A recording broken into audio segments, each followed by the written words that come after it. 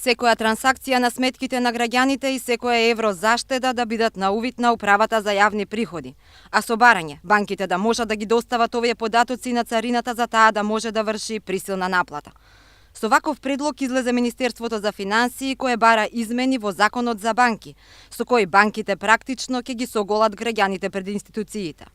Предлогот е доставен до електронскиот национален регистар. Се чекаат мислења, набрзо ќе треба да се најде пред пратениците. За правните експерти кои ги консултираше 1ТВ, ова решение е лошо исто како и тоа досега и е остаток од комунизмот. Според предлогот, УЈП ќе добија слободен пристап до документите, трансакциите и депозитите на граѓаните во секое време.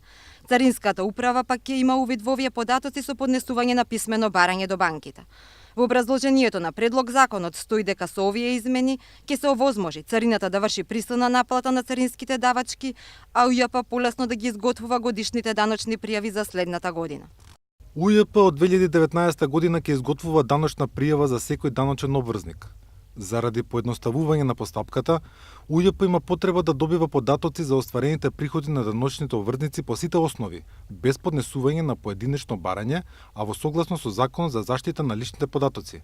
Царинската управа има потреба од податоци за трансакцијска сметка на граѓаните заради спроведување на законската обврска за присилна наплата на царинските давачки.